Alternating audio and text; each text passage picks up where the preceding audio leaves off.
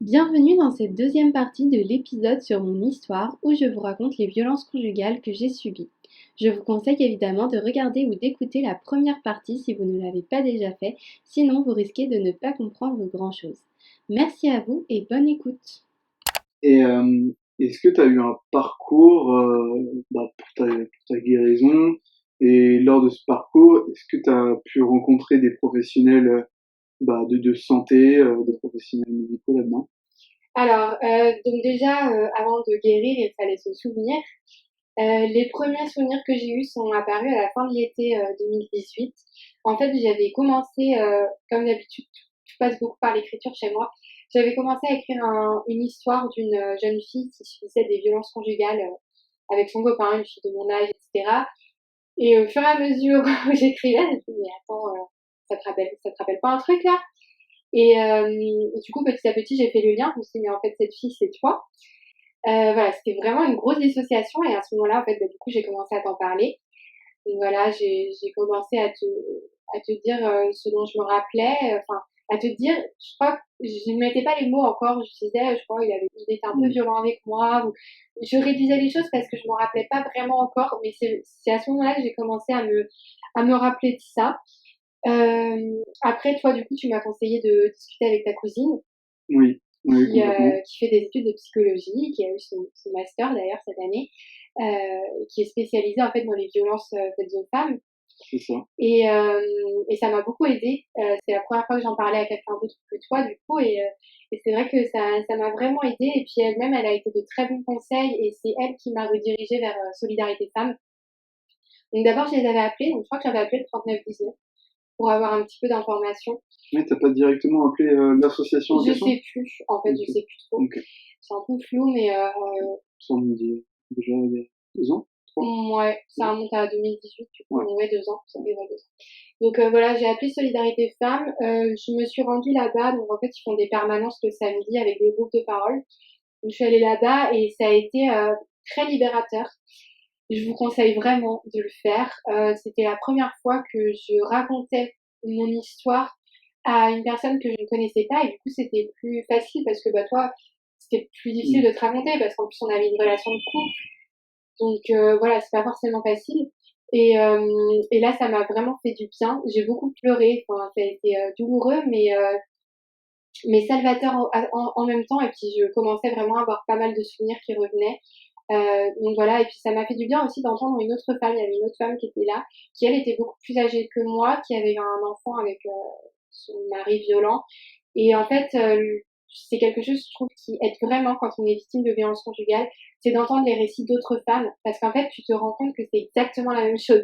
Même mmh. si c'est pas forcément les mêmes violences, les mêmes personnes, etc., c'est le même mécanisme. Et du coup, en fait, d'entendre ça, tu te dis, ok, c'était des violences conjugales, et petit à petit, tu commences à l'intégrer. Et c'est vraiment à ce moment-là, en fait, que je me suis rendu compte que ce que je vivais, et ben, c'était ça.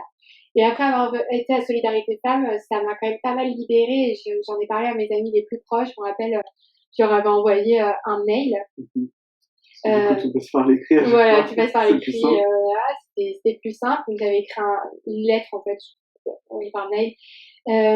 Ensuite, du coup, à Solidarité Femmes, ils m'avaient donné le nom d'un psychiatre que j'ai vu 4 ou 5 fois, je crois, donc début 2019. Ça se passait assez bien, mais j'aurais préféré voir une femme, en fait. Je pense que ça me bloquait que c'était un homme. Donc voilà, il était très gentil, mais il n'était pas très, comment dire, il manquait, Accompagnant. ouais, c'est Ouais. ça, il manquait un petit peu d'affection, et il était très pragmatique, et il allait me dire, par exemple, oui, de toute façon, après, voilà, ça c'est arrivé, il était jeune, ça veut pas dire qu'il recommencera plus tard, etc. Enfin, pas à minimiser, mais un petit peu à, bah, me parler de lui, de son comportement, etc., de pourquoi il faisait ça, etc. Mais moi, je m'en fiche, en fait. C'est quelque chose, en fait, qui, C'était toi, mais pas lui à comprendre son voilà, c'est ça. comportement. Surtout qu'en fait, c'est pour les victimes de violences, il faut pas dire des choses comme ça, parce que je sais que moi, je m'appuyais sur ça, sur le fait que peut-être qu'il avait eu un parcours difficile, etc. Je m'appuyais sur ça pour me dire, bah, supporte les violences, parce que en fait, peut-être que lui, il a supporté des trucs, et du coup, voilà. Donc, c'est vraiment quelque chose à ne pas dire à une victime de violence. En fait, faut pas lui dire, oui, bon, ok, il te frappe, mais ça se trouve, il s'est fait frapper quand il était petit. En fait, oui, peut-être que c'est vrai, peut-être que c'en est la cause, mais quand on te dit ça, t'as l'impression que ça dévalorise ce que t'as vécu et que du coup, ça t'enlève toute une légitimité. Donc, je pense que c'est vraiment des mots qu'il ne faut pas avoir à une une femme victime de violence, qu'en fait, elle en est déjà consciente de ça. Donc, vraiment, c'est pas ce qu'on a envie d'entendre. Et du coup, après ça, j'ai vu une psychologue au Crous de Nantes, de la fac, très gentille. Ça s'est très bien passé avec elle. Elle m'a beaucoup aidée et ça m'a vraiment fait du bien de lui parler, en fait, vraiment juste de décharger ce que j'avais sur le cœur. Ça m'a quand même vraiment aidée. Et après, malheureusement, on a dû arrêter à cause du confinement. On a dû arrêter nos séances alors que on allait commencer à avoir vraiment un suivi toutes les semaines parce qu'elle voyait que j'avais vraiment besoin de d'être suivie et on allait commencer ça et au final il y a eu le confinement donc ça a été un peu difficile pour moi. Euh, Après du coup dans ma vie de tous les jours j'ai beaucoup d'anxiété, j'ai beaucoup de stress, j'ai fait énormément de cauchemars. C'était très compliqué. C'est aussi ça en fait qui m'a aidé à me rappeler parce que j'ai fait beaucoup de cauchemars. Et ça Oui, arrive encore. il y avait même aussi tout un processus où tu te souvenais tellement bien des cauchemars Mm, que tu les notais oui, et qu'après, en fait, tu me les faisais lire, ouais, etc. Et il y avait ce truc où je me disais, mais franchement, c'est vraiment horrible parce que même si des fois dans les cauchemars, bah, généralement c'est empiré, il y a des choses mm, qui sont empirées, on se dit vraiment que au final la personne a encore l'emprise mm, encore sur ton inconscient oui, c'est ça. est toujours présente malheureusement et a toujours en fait ce truc où tu t'es de toute façon fragile Mm, par rapport à ça quoi. ouais. Et puis oui, j'ai fait vraiment au niveau des cauchemars. Et puis il y a quelque chose aussi qui m'arrive beaucoup. En fait, c'est un peu par période. Au départ, je rêvais pas directement de lui. Je faisais des cauchemars, c'était tout le temps les mêmes choses, c'est-à-dire que j'étais perdue dans un milieu urbain, on va dire, que je courais, j'étais poursuivie par quelqu'un et ça revenait tout le temps. Et ça, c'était avant que je me souvienne vraiment de ce qui s'était passé. Après, j'ai beaucoup eu des flashs de ce qu'il me faisait. Et après, j'ai eu un autre type de cauchemar aussi, où en fait, ça se mélangeait entre toi et lui. Et c'était horrible parce qu'en fait, mon cauchemar, du coup, je commençais, tout se passait bien, c'était un rêve avec toi et voilà. Et puis, bah, au bout d'un moment, tu changeais de comportement et tout d'un coup je me rendais compte que c'était plus toi, que c'était lui et sauf que j'étais coincée, que je pouvais pas partir et enfin, ça m'a vraiment, j'ai eu beaucoup de rêves comme ça et c'est très douloureux parce que quand tu te réveilles le matin tu te dis mais je suis où, qu'est-ce qui se passe, enfin, du coup c'est vraiment compliqué donc voilà maintenant je fais moins de cauchemars, j'ai plus des troubles un peu du sommeil pour m'endormir etc, beaucoup de stress, beaucoup d'angoisse. Ça m'est arrivé, par exemple, pendant le confinement, de craquer, d'avoir une grosse crise de pleurs. Je sais pas si tu te rappelles, un soir, j'avais vraiment eu beaucoup de mal. Après, pour ce qui est du plan sexuel, parce que bon, on va pas se mentir, les violences sexuelles, ça affecte. Au départ, j'ai pas eu du tout de problème parce que je pense que Je t'en j'étais vraiment, souvenais pas. voilà, je m'en souvenais pas. Du Ouais. coup, pas de problème, mon corps fonctionnait très bien.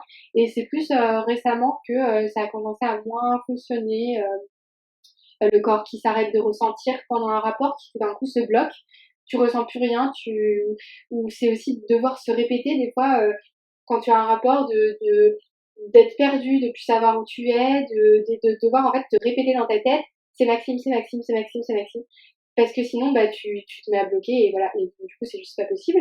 Donc voilà. Et d'ailleurs, à propos de ça, j'ai pris rendez-vous là en février avec une gynécologue qui fait de l'hypnose.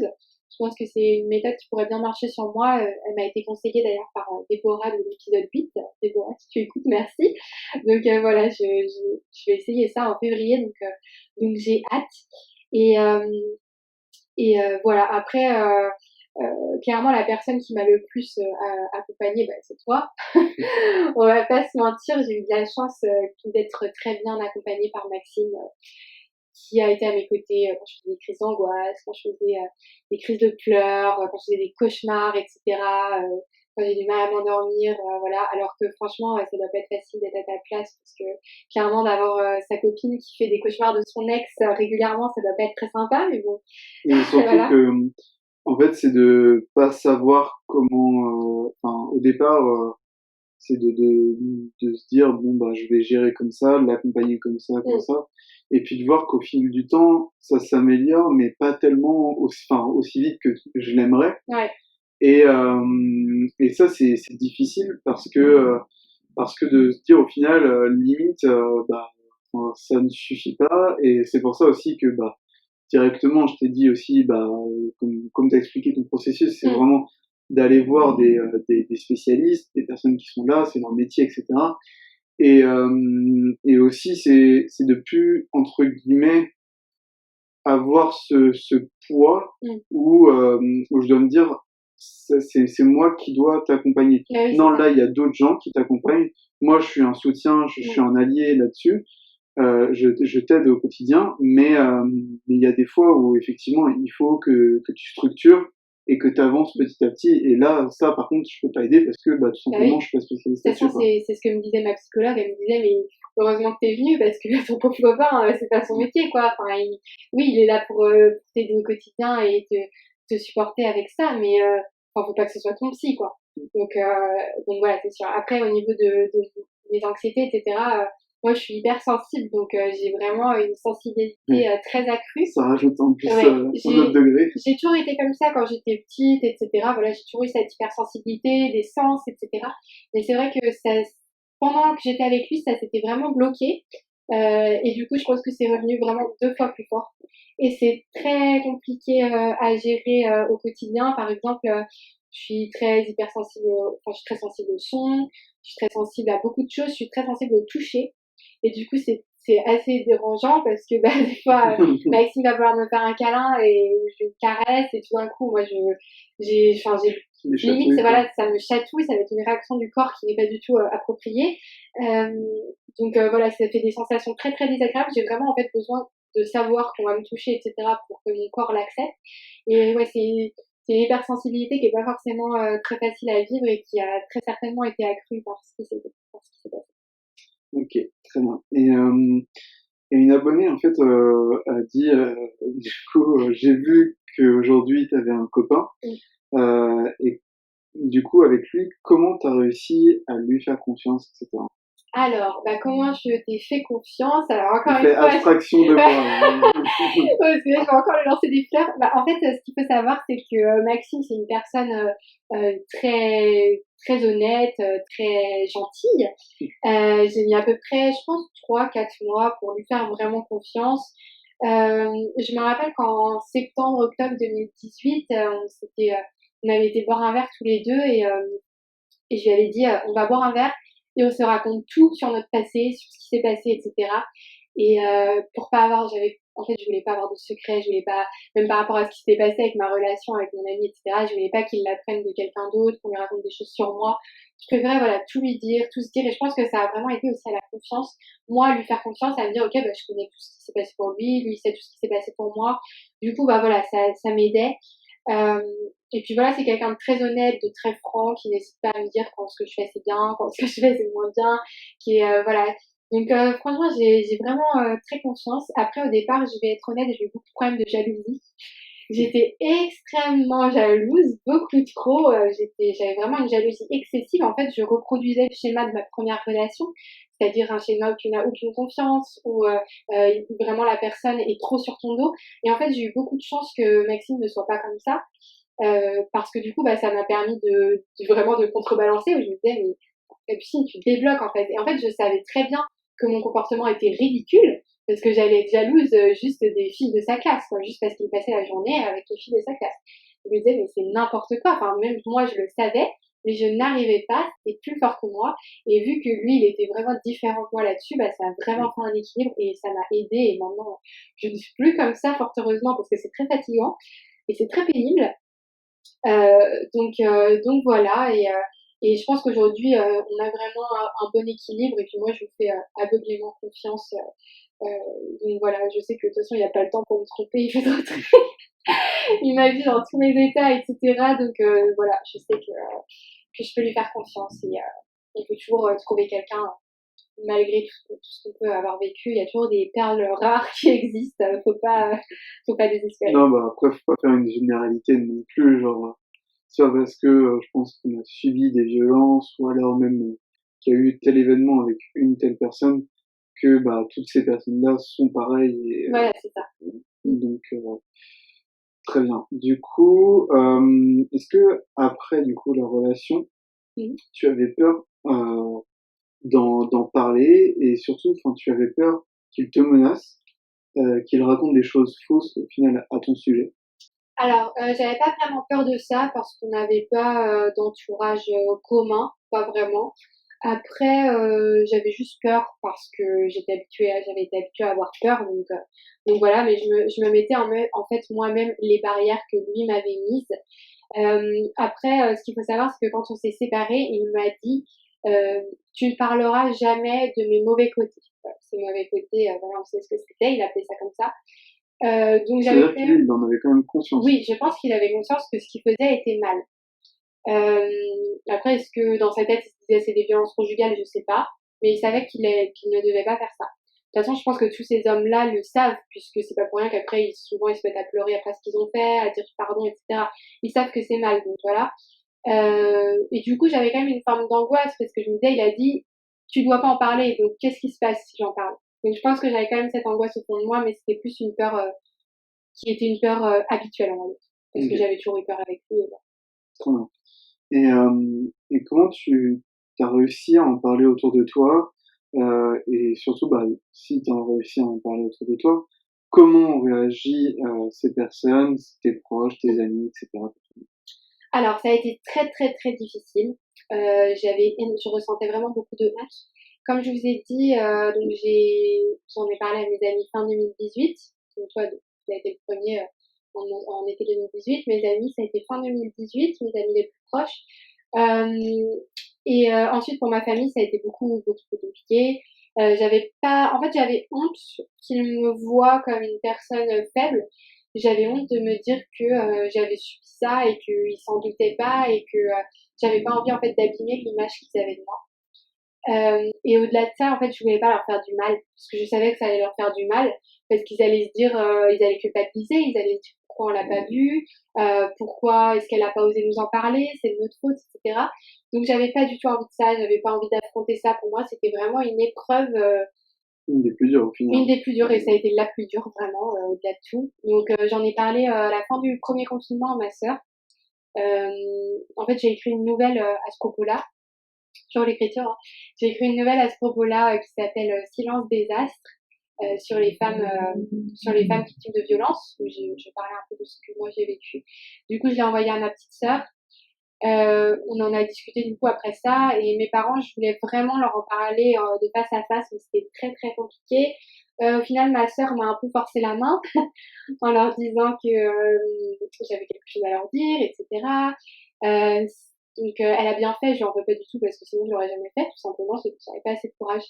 Et au final, du coup, j'en ai parlé avec ma maman et ça a été très compliqué pour moi de le dire. C'était vraiment, en fait, je sais pas comment dire, c'était vraiment l'épreuve la plus difficile pour moi que j'ai fait, je pense, de toute ma vie. Alors, ça peut paraître ridicule, mais pour moi, c'était vraiment insurmontable. Et une fois que c'était fait, je me suis dit, bon, ah, voilà, c'était pas si compliqué. Mais vraiment, avant, je m'en sentais incapable. J'avais l'impression que j'avais aucune force, que j'y arriverais jamais. Enfin, voilà, ça a été très, très douloureux. Maintenant, je suis vraiment soulagée. Et pour ce qui est des réactions, bah, tout le monde était choqué, en fait, tout le monde était étonné. Et puis, bah, la réaction à chaque fois, c'est, je comprends pas pourquoi je l'ai pas vu, je comprends pas. Et en fait, je pense que ce qui est important quand on a été proche d'une victime de violence et qu'on l'a pas vue, faut pas culpabiliser parce qu'en fait, on peut être très doué pour mentir. Moi, j'ai toujours tout caché et voilà. Après, je pense que c'est important d'être sensibilisé à ça parce que je pense que si on écoute des histoires de personnes qui ont vécu des violences, etc., on sera plus à même de remarquer les signaux. Une personne qui change de comportement tout d'un coup, une personne qui tout d'un coup a des bleus sur elle, bah c'est pas qu'elle se cogne et qu'elle marque facilement. Faut pas être crédule en fait. Et mais faut pas du tout s'en vouloir si on l'a été parce que voilà, de toute façon c'est fait et de toute façon j'ai envie de dire si mes parents m'avaient dit ou mes amis je pense que t'es en danger avec lui, pars, j'aurais dit mais n'importe quoi, voilà, j'aurais nié. Donc franchement ça sert à rien de s'en vouloir, mais je pense que certaines personnes ça peut les sauver. Donc il faut pas avoir peur en fait de dire excuse-moi mais je trouve que je trouve que t'as un comportement bizarre, je trouve que ton copain a un comportement bizarre, est-ce que ça va? Vraiment, faut pas hésiter à le demander et il faut être attentif à beaucoup de choses parce qu'il y a des personnes comme moi qui ne s'expriment pas facilement et qui ne diront jamais. Et voilà, faut essayer de regarder les petits signaux, tout ce qui est possible en fait de voir. Et voilà. Ok. Et bah, quand tu parles de ressenti des personnes qui étaient autour de toi, comment ils l'ont ressenti, etc. Moi, au final, j'ai une relation qui était tout autre, enfin une réaction, pardon, Ouais, qui était vraiment tout autre, parce que bah d'une, je te connaissais pas avant. Au ouais, final, je l'ai pas vécu ça. Enfin si, je l'ai vécu, mais vraiment indirectement parce que je te croisais dans les couloirs, oui, etc. du oui, lycée. oui, c'est ça. Donc c'était vraiment juste comme ça de vue, on se connaissait de vue. Mm. Mais j'ai une réaction tout autre et ma réaction était plutôt étonné, mais en même temps, vu que rien n'était tellement précis, Ouais, quand t'as commencé à me raconter, j'ai pas douté, mais j'ai limite, c'est horrible, mais j'ai limite minimisé. mm, Parce qu'en fait, vu que tu racontais pas tout d'un ouais, coup, etc. Et pour moi aussi, j'ai un côté genre super concret, oui. etc.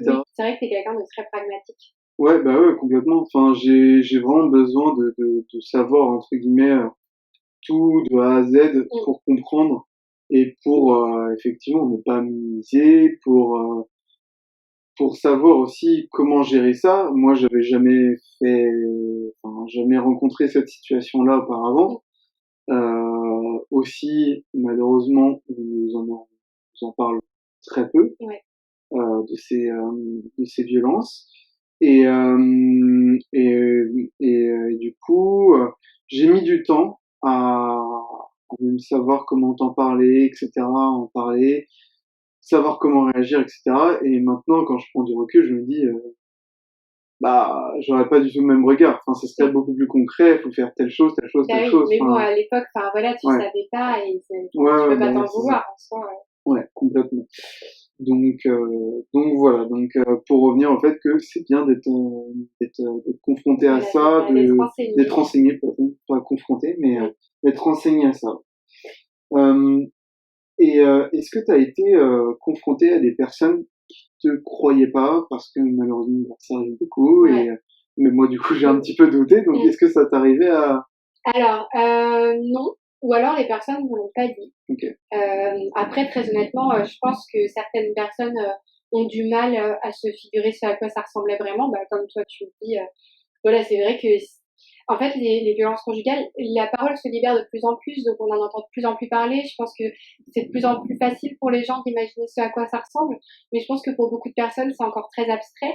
Et je pense qu'il y a vraiment des personnes qui ont du mal à comprendre que on peut vivre ça pendant longtemps en fait. Qui se disent, mais c'est pas possible, enfin, tu prends un coup, tu te barres quoi. Et ça, c'est beaucoup plus compliqué que ça. Et du coup, je pense que ces personnes-là ont du mal à comprendre et ont tendance à minimiser peut-être ce qui s'est passé, à dire oui, bah peut-être qu'elle exagère, peut-être que c'était pas vraiment ça, peut-être que voilà. Et puis en même temps, si elle avait pas envie de coucher avec lui, bah pourquoi elle était avec lui. Enfin bref, voilà des réflexions complètement infondées. Mais je pense que des personnes qui ne sont pas renseignées peuvent le penser et je pense qu'il y a des gens de mon entourage, oui, qui ont pu le penser. Après, voilà, j'y ai pas été confrontée violemment, on va dire. Frontalement quoi. Ouais, c'est ça. Ok. Et du coup, bah, je sais que t'as porté plainte, Et t'as réussi à le faire. Comment as-tu trouvé ce courage pour le faire? alors, bah, du coup, le courage, c'est simple. Déjà, c'est toi qui m'as donné beaucoup de courage parce que tu m'as beaucoup encouragée. Après, c'est surtout parce que j'en avais vraiment besoin au fond de moi. Et je sentais que c'était le point final de l'histoire. Une C'était étape, ouais. vraiment voilà, une étape très très importante. C'était pas la plus difficile. Pour moi, la plus difficile, c'était vraiment d'en parler à ma famille. La plainte, c'était voilà la fin. Et du coup, c'était vraiment important pour moi. Je voulais me libérer de cette histoire et je voulais que lui, en fait, soit notifié du fait qu'il n'ait pas le droit de me faire ça, que ce qu'il a fait, peut-être qu'il savait que c'était mal, mais est-ce qu'il savait que c'était mal à ce point, je sais pas. Et je veux qu'en fait, on lui dise qu'il n'avait pas à le faire et qu'il n'a pas à traiter une femme de cette façon, dans l'espoir que qu'il ne le refasse plus et dans l'espoir aussi que ma plainte serve à quelque chose s'il le refait un jour et que la femme en question porte plainte, et ben il y aura ma plainte derrière qui sera une trace et qui pourra appuyer aussi ses propos. Donc c'était important pour moi de le faire et je pense qu'au-delà de ça, porter plainte, ça permet de moins culpabiliser, en fait, de te reconnaître en tant que victime. Parce que quand on vit des violences conjugales, on pense vraiment que c'est de notre faute. Moi, j'ai eu beaucoup de mal à me dire que j'étais victime et que c'était lui le coupable, etc. Donc je pense qu'en fait, cette démarche d'aller au commissariat, d'être entendu en tant que victime, d'avoir ce procès verbal où tu vois que lui est accusé de telle chose, etc. Et ben mentalement, tu te dis, ok, j'ai vraiment vécu ça et ça fait du bien. En fait. Ouais, c'est ça, c'est écrit noir sur blanc. Voilà, c'est ça. C'est bien structuré, c'est écrit noir sur blanc et voilà, ça laisse une trace. Et, euh, et donc, dans ce processus-là de la plainte, comment ça s'est déroulé? Enfin, si t'as été accompagné même après, etc., si on t'a conseillé suite à cette plainte? Alors j'ai été plutôt conseillée avant. Je suis allée 2 fois au bureau d'aide aux victimes de Nantes, du commissariat de Nantes. Je sais pas si ça existe dans d'autres villes. En tout cas, au commissariat de Nantes, la policière qui gère ça est très gentille. J'y étais allée une première fois après avoir vu mon psychiatre. C'était lui qui me l'avait recommandé. Et je lui avais raconté toute mon histoire, etc. Et je lui avais dit que en fait, je voulais porter plainte, mais que pour porter plainte, dans ma tête, j'avais vraiment besoin d'en parler à ma famille, que c'était important pour moi, et du coup, bah, que je reviendrai vers elle en moment voulu. Et du coup, bah, effectivement, je suis revenue vers elle en octobre, je crois, en septembre, début octobre, une fois que ma famille était au courant. Donc, j'ai eu rendez-vous avec elle au commissariat et avec ma mère pour qu'elle lui explique bien les procédures. Et voilà, donc je pense que ça m'a rassurée surtout, à savoir comment ça allait se passer. Elle m'a aidé à me dire ce qu'il fallait préparer pour la plainte, etc. Et après, le dépôt en lui-même s'est assez bien passé. C'était une policière, donc j'étais contente que ce soit une femme.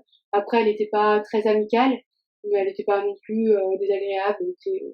Elle faisait son job et C'est pas formel, plus, quoi. voilà, ça, pas plus d'empathie que ça, mais bon, peut-être que c'est aussi ce qu'il leur a demandé, j'en sais rien. En tout cas, j'ai pas été mal reçue, donc c'est le principal. Ok, très bien. Et lorsque t'as porté cette plainte, est-ce que tu as eu une sorte de libération, un soulagement ou rien de spécial, comme si c'était juste une étape dans ce processus d'acceptation, etc. Alors, j'ai été soulagée effectivement, mais c'était pas une émotion intense. Je pense que je m'y étais vraiment préparée depuis longtemps. Ça fait très longtemps que j'attendais ce moment. Et au final, vraiment l'émotion intense, comme je l'ai dit, c'était d'en parler à ma famille, etc. Et ça, je le redoutais pas trop.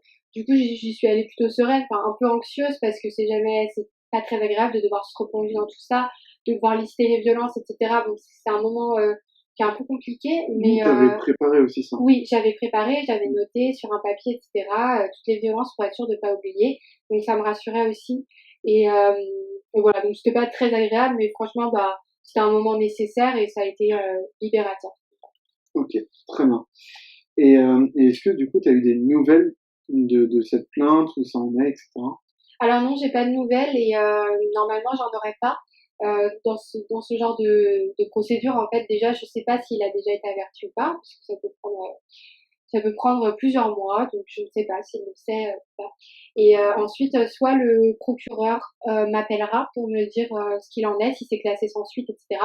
Mais en général, quand c'est classé sans suite, il n'appelle pas, donc je ne saurais pas. Et il y a très très peu de chances qu'il y ait un procès. Enfin, je sais très bien qu'il n'y en aura pas. Je m'attends à rien du tout. Je l'ai vraiment pas fait dans le but qu'il soit puni. J'ai juste fait pour moi, pour me soulager. Donc voilà, j'attends rien de cette plainte et je m'attends pas à avoir de nouvelles non plus. Donc, voilà. Ok, très bien.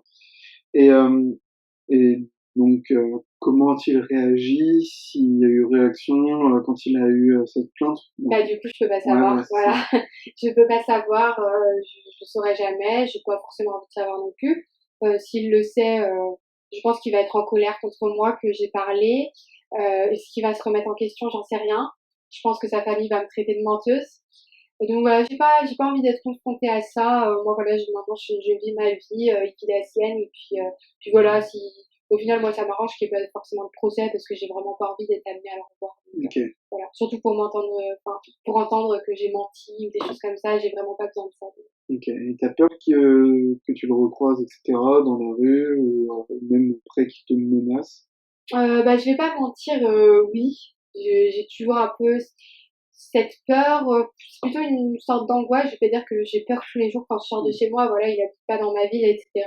Heureusement, sinon C'est ce ça. serait Sinon, vraiment oui, je serais handicapant. vraiment stressée. Après, j'aimerais dire que j'ai pas du tout peur, que je suis très confiante, mais franchement, c'est faux. Voilà, je vais pas mentir, j'ai été habituée à avoir peur de lui. Malheureusement, c'était ça notre relation. Donc forcément, j'aurais toujours peur de lui. Donc voilà, après, enfin voilà, je m'empêche pas de vivre non plus pour ça. De toute façon, je me dis que si après la plainte, il me menace et tout, bah, ce serait vraiment stupide de sa part parce que ce serait clairement dans son désintérêt. Mm. Donc je pense qu'il va juste rien dire et voilà. Ok, très bien. Et comment toute cette histoire a pu affecter ton estime de toi? Alors ça a beaucoup affecté mon estime de moi parce que tout simplement en fait j'ai eu aucune estime de moi pendant toute la période où j'étais avec lui. J'étais vraiment constamment humiliée, rabaissée. Je ressentais énormément de honte. J'avais l'impression d'être moins que rien. Donc j'avais vraiment aucune estime de moi. Donc ça m'a énormément affectée. Et ça a duré longtemps parce que je ressentais beaucoup de culpabilité par rapport à ce qui s'était passé. Aujourd'hui, je pense que je commence à retrouver de l'estime de moi, de la confiance en moi. Je pense que c'est un long chemin, mais là, ça fait plus de 2 ans et demi que c'est terminé. Et petit à petit, je commence vraiment à aller mieux et de créer Over the Rainbow aussi, ça m'a vraiment aidé parce que je suis quelqu'un qui a besoin de me sentir utile en fait. Si je fais rien de bien dans ma vie, j'ai l'impression que ma vie ne sert à rien. Et j'ai l'impression que en faisant avec ce média en ligne, en fait, je suis utile dans le sens où, notamment avec le podcast, je donne la parole à des femmes, etc., qui ont elles-mêmes pu avoir des parcours compliqués. Et du coup, bah, ça m'aide, en fait, à me redonner confiance en moi parce que je me dis que je sers à quelque chose, que ce que j'ai vécu, ça sert à quelque chose. Et du coup, voilà, ça m'aide. Ok, très bien. Et selon toi, est-ce qu'il peut avoir une sorte de généralité dans les violences conjugales? Est-ce qu'on peut vite se rendre compte que quelque chose ne va pas? Et aussi, est-ce que on peut savoir qu'on est dans une relation abusive?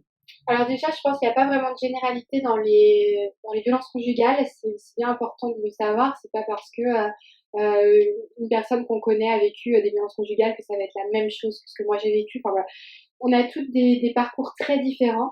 Après, comment savoir si on est dans une relation abusive? J'ai envie de dire déjà, si on se pose la question, c'est que c'est sûrement le cas. Je pense que quand on a une relation saine, on se dit même pas est-ce que je suis dans une relation abusive ou pas parce que ça coule de source. Après, quand tu as été victime de violence, tu peux te poser la question des fois de te dire, enfin voilà, moi dans ma relation avec toi, ça m'est arrivé des fois de me dire, alors est-ce que là je suis sûre que c'est vraiment une relation saine? Est-ce que je suis sûre que c'est pas une relation toxique? Et bon, évidemment, ça l'est, donc il y a pas de problème. Et donc je pense que quand on a un vécu difficile, on se pose les questions. Mais si on a un vécu vraiment très lambda, qu'on n'a jamais été confronté à ça et qu'on se demande, c'est probablement qu'il y a des signes que vous êtes dans une relation abusive. Donc voilà, qu'il faut bien savoir, c'est qu'une relation amoureuse, c'est avant tout la liberté, c'est être libre ensemble. C'est pas un rapport d'emprise, c'est pas un rapport de domination. Et à partir du moment où il y a un rapport de domination, c'est qu'on est dans une relation de violence conjugale. Donc voilà, et puis une relation fusionnelle, ce qui est important de savoir, c'est que c'est pas du tout s'approprier l'autre, c'est juste vivre une liberté commune mais être très proche. Voilà, faut pas confondre relation fusionnelle et relation d'emprise, c'est très différent. Et c'est quelque chose que moi-même j'ai confondu. Je pensais que j'étais dans une relation fusionnelle, c'était pas du tout ça. Donc voilà, et je pense que c'est important de si vous n'êtes pas dans une si vous êtes dans une relation saine, vous ne vous sentirez pas brimé, vous ne vous sentirez pas opprimé, vous ne vous sentirez pas ridiculisé, vous ne serez pas rabaissé. Donc si vous vivez l'inverse, eh bien c'est que c'est une relation toxique. Ok, très bien. Et est-ce que tu as des conseils pour t'en sortir? Alors, les conseils, et c'est très ironique de dire ça, c'est de parler. Voilà, de pas s'enfermer dans sa relation. Si on sent que vous commencez à être coupé des autres, qu'ils commencent à vous couper de vos amis, de votre famille, etc., commencez à en parler, etc. Ne vous laissez pas emprisonner là-dedans parce qu'après, bah, c'est vraiment difficile de sortir.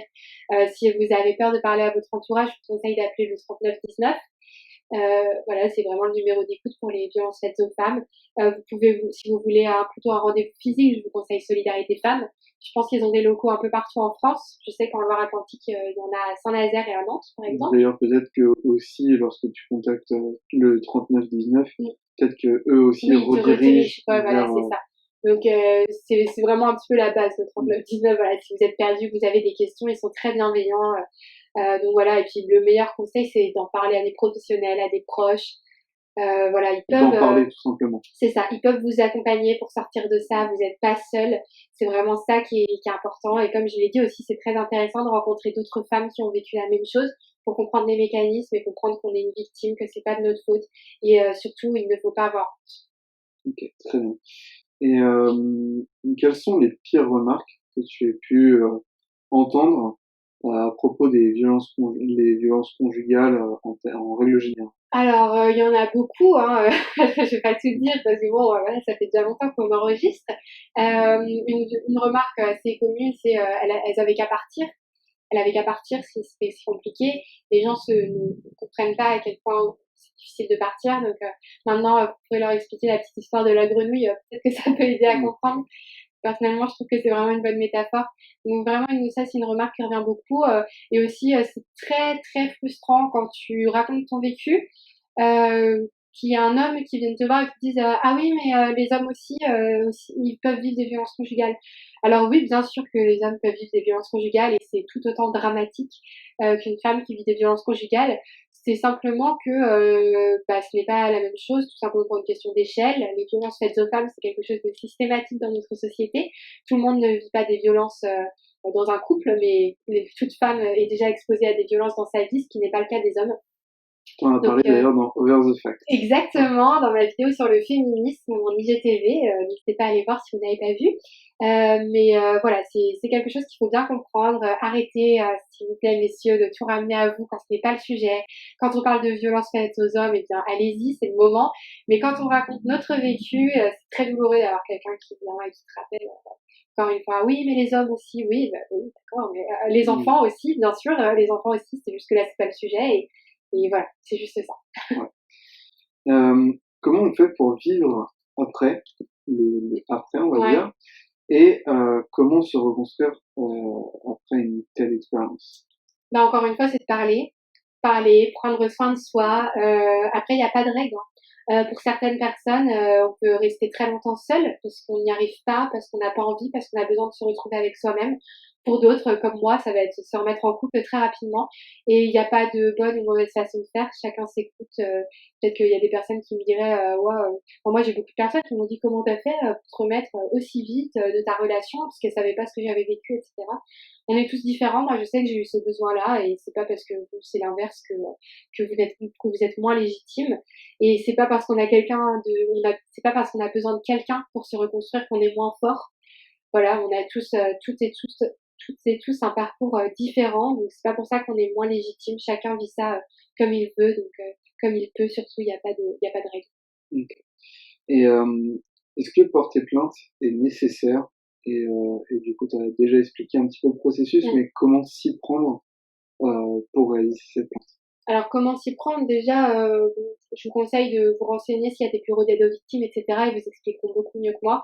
Après, voilà, il n'y a même pas besoin de prendre rendez-vous sinon pour aller déposer plainte. En général, il faut juste aller au commissariat, essayer de venir assez tôt pour pas qu'il y ait trop de monde et attendre que ce soit ton tour, indiquer pourquoi tu viens porter plainte et préparer à l'avance, faire la liste de toutes les violences que tu as pu subir, être sûr que ça va pas trop être difficile pour toi, te préparer psychologiquement à tomber sur quelqu'un qui va remettre en question tout ce que tu as vécu. Ça peut arriver, c'est dramatique et c'est vraiment pas le travail d'un policier, mais malheureusement ça peut arriver, donc il faut être bien au courant de tout ça. Et après, est-ce que c'est nécessaire de porter plainte? Non, pas du tout. Il faut surtout pas le faire si vous en avez pas envie ni besoin. Et vous pouvez le faire 5 ans après, 10 ans après. Voilà, après, au bout d'un moment, il y a un délai de prescription, malheureusement. Mais il n'y a pas de règle. Vous pouvez le faire tout de suite, après, vous pouvez le faire 10 ans après, et c'est pas parce que vous faites 10 ans après que c'est moins bien, et c'est pas parce que vous le faites jamais que vous êtes quelqu'un de, enfin, que vous n'êtes pas légitime dans ce que vous avez vécu. Donc voilà, écoutez-vous surtout. Ok. Et à l'heure actuelle, est-ce que du coup cette relation d'emprise que tu as pu avoir, est-ce que ça t'affecte encore sur ton mental, sur ton quotidien psychologique, psychique, enfin Ouais. moral, physique, etc. Enfin tout ça quoi. Ouais, alors oui, ça m'affecte encore. J'ai très peur de la violence. Je déteste la violence. Voilà, quand je regarde des films et qu'il y a de la violence, ça me met extrêmement mal à l'aise. Je suis très angoissée au quotidien. Euh, Après, j'ai peur aussi de me retrouver seule avec un homme que je connais pas. Après, je pense que c'est une peur que partagent beaucoup de femmes, malheureusement, même sans forcément avoir été victime de violence, mais juste parce que, bah, malheureusement, en tant que femme, on est un petit peu des proies faciles, entre guillemets, et on est habitué à être dans ce climat de peur constant. Donc oui, c'est vrai que j'ai pas mal d'angoisse. Si quelqu'un fait un geste brusque près de moi, ça va me ramener à des mauvais souvenirs. Donc voilà, après moi je sais que par exemple il y a certains couples qui aiment bien jouer à faire la bagarre, des choses comme ça, moi je sais que je pourrais pas du tout parce que ça me rappellerait des souvenirs douloureux. Et puis après bah, j'en ai déjà parlé, mais tout ce qui est lié à l'hypersensibilité comme le toucher, voilà ça reste des choses qui sont très marquées je pense par ce que j'ai vécu, tout ce qui est des troubles du sommeil, de l'anxiété, les cauchemars. Après, il y a quelque chose aussi, je vous en avais pas parlé, mais j'ai peur de manquer de sommeil. Je suis très psychorigide avec ça, j'ai besoin de me coucher assez tôt. Maxime peut en témoigner. Voilà, j'ai besoin d'avoir vraiment mon temps de sommeil. Et je pense que j'étais pas comme ça avant. Et je pense que ce qui m'a un peu traumatisée, c'était le fait qu'il me force à rester réveillée. Et en fait, je me rappelle très bien que je voyais les heures passer et que je me disais demain je me lève à 5 heures et je vais être fatiguée et c'était vraiment une grosse source d'angoisse pour moi et je pense que c'est quelque chose qui m'a marquée et maintenant genre vraiment le sommeil c'est quelque chose de très important pour moi. J'ai vraiment beaucoup besoin de dormir et voilà ça me stresse si j'ai pas mon temps d'heure de sommeil. Ton quota. Voilà, Ok. c'est ça. Ressens-tu encore de la culpabilité et comment fait-on pour se détacher de cette culpabilité qu'ont beaucoup de victimes de violences conjugales? Alors, j'aimerais dire que j'ai plus du tout de culpabilité, mais ce serait faux. Je ressens encore parfois de la culpabilité. Il y avait un moment, dès que je repensais à ce qui s'était passé, je me sentais coupable et je minimisais tout ce qui s'était passé. Je me disais, mais non, Capucine, c'est de ta faute. Non, ça s'est pas passé comme ça. Non, voilà, je remettais vraiment en cause tout. J'ai vraiment beaucoup remis en cause mes souvenirs, etc., en me disant, mais est-ce que ça s'est vraiment passé? Est-ce que t'es sûre? Est-ce que ça s'est passé comme ça? D'où l'importance d'arrêter de remettre en question les victimes. Si quand une femme vous parle d'un viol qu'elle a subi, ne vous dites pas oh bah elle ment. Franchement, faut être vraiment taré pour inventer des trucs comme ça. Ouais. C'est très très douloureux. Et dites-vous que les victimes se remettent énormément en question, qu'on est tout le temps dans une remise en question constante, à se dire est-ce que je suis sûre, est-ce que voilà, parce que c'est la société qui nous apprend à être comme ça. Parce que quand on apprend qu'il y a eu un viol, on va dire que le violeur est innocent forcément et que la victime ment. Et en fait, en tant que victime, on est vraiment imprégné de ça et on se remet constamment en question et c'est très douloureux. Donc franchement, si vous avez tendance à remettre en question les victimes de viol et d'agressions sexuelles, bah dites-vous que c'est très très dévastateur de faire ça et que c'est vraiment la pire chose pour une personne qui est victime. Ça nous fait vraiment perdre confiance en nous. Donc voilà, et dites-vous que si vous êtes victime et que vous avez ces doutes, prenez confiance en vous parce qu'en fait des épisodes comme ça, vous n'allez pas les inventer. En fait, votre cerveau il va pas créer des choses comme ça de toutes pièces. Enfin voilà, faut être un petit peu logique. Donc vraiment voilà, ayez confiance en vous et en vos souvenirs. Et puis des fois coupez-vous un peu des médias, des commentaires qui peuvent être très douloureux. Euh, Sauf de Verse Rainbow. Sauf de Verse Rainbow évidemment. Mais c'est vrai que dans les médias mainstream, on peut être confronté à des choses très douloureuses où on va défendre des violeurs, etc. Où on va récompenser les violeurs, où on va voilà, c'est quelque chose qui est très douloureux quand on est victime et peut-être que les gens qui n'ont pas été victimes se disent qu'on exagère, que voilà, mais c'est parce qu'en fait ils comprennent pas à quel point nous-mêmes on est tout le temps dans cette remise en question constante et c'est juste fatigant en fait. Et donc moi je suis très en colère, par exemple quand il y a eu récemment avec Moa Lasquale et qu'on remette en question les femmes qui ont osé porter plainte contre Moa Lasquale et dénoncer les violences qu'elles ont subies et lui parce que c'est un rappeur et tout simplement parce que c'est un homme on dit non non mais voilà elles mentent, elles veulent son argent. Non, franchement, elles ont tellement à perdre. Si elles font ça, c'est juste du courage. Donc voilà, s'il vous plaît, arrêtez de remettre en question les victimes. C'est vraiment important. Ok. Et qu'est-ce que tu dirais à la Capucine qui était dans cette relation? Alors la Capucine qui était dans cette relation, je lui donnerais les conseils que je vous ai donnés, c'est-à-dire de parler. Je lui dirais que voilà, c'est difficile, mais que elle va pas être malheureuse toute sa vie et qu'elle ferait mieux de partir maintenant parce qu'en fait, elle pourrait être beaucoup plus heureuse ailleurs et que ce qu'elle vit là, c'est pas du tout le bonheur, c'est pas du tout une relation de couple, c'est rien, c'est juste de la douleur, de la souffrance. Donc ouais, je lui dirais de partir et de garder espoir parce que elle va faire des belles choses et elle va rencontrer des belles personnes. Et comment vas-tu aujourd'hui? Qu'est-ce que, quel est ton ressenti sur tout ça, tout simplement? Comment je vais aujourd'hui? Écoutez, aujourd'hui, je vais très bien. Je vais pas mentir, oui, des fois, c'est compliqué, je fais encore des cauchemars, j'ai encore, cette hypersensibilité qui est difficile à vivre, mais que je garderai toute ma vie et ça fait aussi ma force, je pense. Voilà, c'est pas facile tous les jours, mais j'ai de la chance parce que je suis très bien entourée. Et de plus en plus, je me dis que cette histoire est derrière moi. Voilà, là, j'ai porté plainte. Là, j'enregistre ce podcast.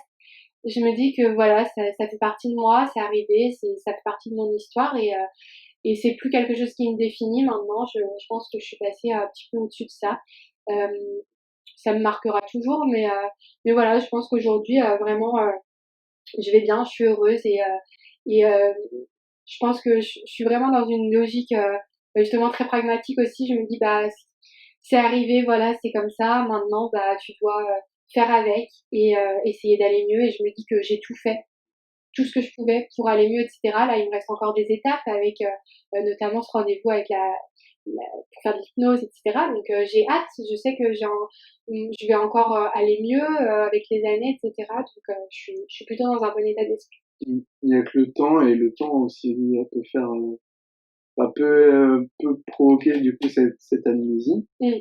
mais peut aussi être bénéfique. Admettons là, une fois que tu as eu cette prise de Mm. conscience, au final, il y a que le temps qui on va dire estompe, Oui, c'est entre ça. grosses guillemets, Ouais. la douleur. Ouais. Et puis c'est vraiment important si vous êtes dans un moment très difficile, essayez vraiment de vous accrocher à ça parce que moi je sais que j'ai eu des moments où c'était vraiment très compliqué. Je pleurais beaucoup, je pleurais pour rien. J'ai eu des moments vraiment très dépressifs où je dormais toute la journée parce que j'avais le courage de rien et que j'étais très mal. Euh, le premier été, enfin un des étés où je travaillais, je travaille à la maison de retraite l'été. Je me mettais à pleurer des fois dans des chambres sans aucune raison, mais juste parce que je me sentais profondément mal avec ce que je vivais, que j'arrivais pas à le supporter, que c'était trop lourd pour moi. Et aujourd'hui, je vais bien, donc voilà, je pense qu'on peut tous. Et vraiment, il y a que le temps. Et c'est vrai que quand on est dans la situation, on se dit mais je m'en fiche qu'il y ait que le temps parce que là, je suis mal et voilà. Et vous avez le droit d'être mal sur le moment, c'est pas grave, faut vivre avec ça, mais vraiment, dites-vous, gardez toujours à l'esprit que ça va pas durer toute la vie et que voilà. Ok. Et qu'est-ce que tu répondrais à une abonnée qui te dit j'ai vécu une histoire similaire et je ne sais pas si je pourrais de nouveau avoir une relation amoureuse? Déjà, je dirais qu'elle est très courageuse et que ce qu'elle a vécu, ça ne la définit pas, que elle est beaucoup plus que tout ça et que ce qu'elle a vécu, c'était pas de l'amour. Et du coup, il y a beaucoup de chances pour elle que elle tombe sur une bonne personne et qu'elle vive une vraie relation amoureuse et qu'elle soit heureuse. Parce que quand on est dans une bonne relation amoureuse, on est heureux. Donc voilà, et je dirais que qu'il faut qu'elle garde espoir et que voilà, qu'elle se dise que ça va aller et qu'elle va rencontrer quelqu'un un jour qui va la rendre heureuse. Et du coup, la dernière question, peut-être la plus iconique de Vers the Rainbow, c'est tout simplement qu'est-ce que tu vois derrière ton arc-en-ciel? Quelle est la notion d'espoir que tu voudrais transmettre à nos auditeurs aujourd'hui? Ouais, alors c'est vrai qu'à chaque fois, les femmes que j'interviewe me disent ah, mais elle est trop bien cette question. C'est vrai qu'elle est dure. Franchement, elle est difficile. Qu'est-ce que je vois derrière mon arc-en-ciel? Je vois beaucoup de lumière, je vois beaucoup de bonheur. Voilà, je pense que j'ai vécu des choses difficiles. Je pense que aussi qu'il y a des gens qui vivent des choses beaucoup plus difficiles que moi. Et c'est bien aussi de le garder à l'esprit. Et attention, ça ne veut pas dire que ce que vous vivez, ça, vous n'êtes pas légitime de la souffrance que vous ressentez. Il n'y a pas besoin de vivre des trucs horribles pour être triste. Et c'est tout à fait humain de se sentir mal des fois. Mais c'est vrai que quand on est très malheureux, quand on est au plus bas, et des fois de se dire ouais, ok, je vais pas bien et j'ai le droit de me sentir pas bien, mais il y a des gens vraiment qui vivent dans une situation plus compliquée, et ça peut vraiment aider. Et franchement, moi, je me suis aussi accrochée à ça. Et puis d'interviewer toutes ces femmes dans Vers the Rainbow, et j'espère en interviewer encore beaucoup, ça me donne aussi beaucoup de force parce que je me dis qu'il y en a qui ont vraiment vécu des choses très, très, très horribles et qui sont super fortes. Et franchement, ça m'inspire beaucoup. Et je pense qu'on doit vraiment se soutenir entre femmes, mais aussi en tant qu'être humain. Euh, on doit vraiment se soutenir sur ce qu'on vit, etc. Et qu'on ne doit pas remettre en question les souffrances des autres. Parce qu'en fait, on ne peut jamais savoir à quel point ça a été difficile pour la personne. On n'est jamais à la place de la personne, etc. Donc voilà, la notion d'espoir que je voudrais transmettre, ce serait justement de garder espoir, de pas baisser les bras. Et si vous êtes dans une relation d'emprise et que vous m'écoutez, accrochez-vous et essayez de sortir de ça. Et si vous avez personne à qui parler, envoyez-moi un message. Franchement, je vous répondrai avec plaisir. Et puis franchement, vous inquiétez pas, vous serez heureuse un jour. Et voilà, il y a toujours du soleil derrière les nuages. C'est un peu cette image de l'arc-en-ciel, donc gardez-la bien en tête. Ok. Merci en tout cas d'avoir répondu à toutes ces questions. Il y a eu des questions qui ont été aussi reformulées de ma part, etc. Ouais. Donc il n'y avait pas que les questions, on va dire, des abonnés. Ouais. Merci pour ton courage. Je sais que c'est pas simple de parler, de diffuser ce message, et pourtant il est vraiment essentiel quand on sait, comme j'ai dit en début d'épisode, le nombre de femmes qui peuvent subir ça. Ouais. Merci vraiment d'avoir pris le temps et d'avoir répondu à toutes mes questions, et en tout cas j'ai été ravi de faire cet échange. Moi aussi, écoute, c'est très sympathique. Pour une fois, de se retrouver à la place de l'invité, c'est sympa aussi de voir ce qu'elles vivent. Et franchement, les filles, c'est vrai que c'est stressant, je vous comprends. Voilà, comme ça, toi, tu te rends compte aussi de ce que je fais. Voilà. C'est pas simple aussi. C'est pas simple de poser les bonnes questions. Ouais. Et puis voilà, donc merci en tout cas à toi. Écoute, merci à toi d'avoir pris mon rôle d'hôte aujourd'hui. Et puis merci à vous d'avoir écouté cet épisode qui est très long. Je suis désolée, mais j'avais beaucoup de choses à dire. Donc voilà. Si vous aussi, vous vivez des violences conjugales, ne restez pas seul. Le plus important, c'est de parler. Vous pouvez contacter le 3919 par exemple. Si vous voulez rencontrer des personnes en vrai, je vous recommande Solidarité Femmes. Pour celles qui m'écoutent en Loire-Atlantique, je sais qu'ils sont disponibles sur Nantes et Saint-Nazaire. N'ayez pas honte de demander une aide psychologique. Portez plainte si vous en avez envie, mais jamais sous confiance. Demander de l'aide, ce n'est pas une preuve de faiblesse, mais de courage. N'oubliez pas que vous n'êtes jamais responsable des violences que vous subissez. Ne culpabilisez pas. Il y a toujours une lumière au bout du tunnel. Et n'oubliez pas que l'amour, c'est la liberté, ni la contrainte, ni la peur. Vous avez le droit au bonheur. J'ai longtemps cru que je resterais malheureuse toute ma vie, que je vivrais toujours dans la peur parce que je n'arriverais jamais à le quitter. Et puis que je vivrais toujours dans la honte d'avoir été victime parce que je n'arriverais jamais à en parler. Aujourd'hui, je vous en parle à vous pour me soulager d'une part, mais surtout en espérant que mes mots vous atteignent et qu'ils résonnent en vous. En espérant que vous n'acceptiez jamais de subir de telles violences. Personne ne les mérite. Aujourd'hui, je suis heureuse. Ma maman m'a dit ces mots très justes quand je lui ai parlé de tout ce qui s'était passé. Aussi difficile qu'ait pu être ton parcours, c'est ton histoire et c'est aussi ce qui te forge. En effet, j'ai longtemps eu du mal à l'accepter.